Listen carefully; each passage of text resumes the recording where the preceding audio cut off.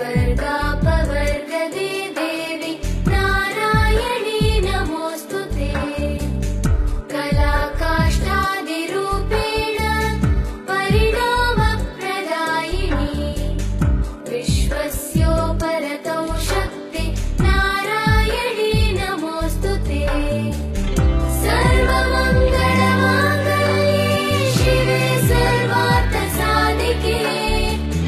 शरण्ये त्र्यम्बके गौरी नारायणी नमोऽस्तुते सृष्टिस्थितिविनाशानां शक्तिभूते सनातनी गुणाश्रये गुणमये नारायणी नमोऽस्तुते शरणागत दीनार्थ परित्राणपरायणे सर्वस्यार्तिहरे देवी नारायणी नमोऽस्तुते हंसयुक्तविमानस्ते ब्रह्माणि रूपधारिणि कौशाम्बक्षरिके देवी नारायणी नमोऽस्तुते त्रिशूलचन्द्रायुधरे महावृषभवाहिनी माहेश्वरी स्वरूपेण नारायणी नमोऽस्तुते मयूरकुक्कुटवृते महाशक्तिधरे नगे कौमारी रूपसंस्थाने नारायणी नमोऽस्तुते शङ्खचक्रगदाशार्ग गृहीत परमायुधे प्रसीद वैष्णवी रूपे नारायणी नमोऽस्तुते गृहीतोग्रमहाचक्रे दंष्ट्रोद्धृतवसुन्धरे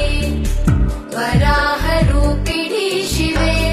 नारायणी नमोऽस्तुते नृसिंहरूपेणोग्रेण हन्तुं दैत्यान् कृतोद्यमे त्रैलोक्यत्राणसहिते नारायणी नमोऽस्तुते किरीटिनि महावज्रे सहस्रनयनोज्ज्वले वृत्रप्राणहरे चैन्द्रे नारायणी नमोऽस्तुते शिवदूते स्वरूपेण हतदैत्यमहाबले घोररूपे महारावे नारायणी नमोऽस्तुते दंष्ट्राकरालवदने शिरोमाला विभूषणे चामुण्डे मुण्डमदने नारायणी नमोऽस्तुते लक्ष्मीरज्जे महाविद्ये श्रद्धे पुष्टि स्वहे ध्रुवे महारात्रि महाविद्ये